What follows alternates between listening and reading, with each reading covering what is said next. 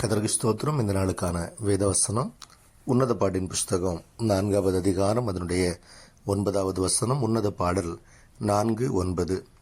என் இருதயத்தை கவர்ந்து கொண்டாய், என் சகோதரியே, என் மணவாளியே, உன் கண்களில் ஒன்றினாலும் உன் கழுத்தில் உள்ள ஒரு சரப்பணியினாலும் என் இருதயத்தை கவர்ந்து கொண்டாய். திரும்பவும் வாசிக்கிறேன்.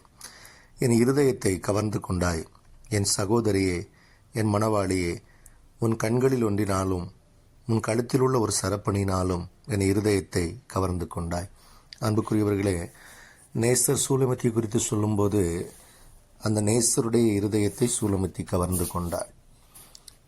இந்த நல்ல காலை வேளையில் நாம் நம்முடைய கர்த்தராகிய இயேசு கிறிஸ்துவின் இருதயத்தை கவர்ந்து கொண்டவர்களாக இருக்க வேண்டும்.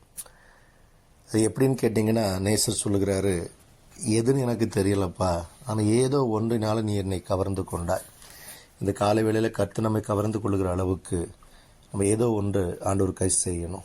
அது நம்முடைய பரிசுத்தமா, விசுவாசமா, ஜெபமா, தான தர்மங்களா, நற்கிரியைகளா, அம்மேன் ஏதோ ஒன்று நம்ம ஆண்டவர் கவர்ந்து கொள்ளுகிற அளவுக்கு நம்ம இருந்தால் ஆசீர்வாதமாக இருக்கும். கர்த்தர் நம்மோட வாசம் பண்ணுகிறதை குறித்து வேதம் சொல்லுகிறது. எனவே இந்த நல்ல காலை வேளையில் எந்த காரியத்தை நம்ம வளர்த்து கொள்ள வேண்டும்.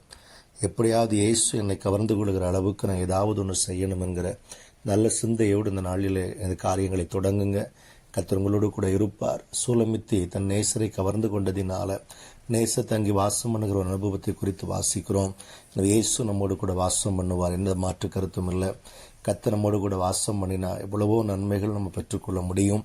எனவே இந்த நாளில் நம்ம ஒரு தீர்மானம் எடுப்போம்.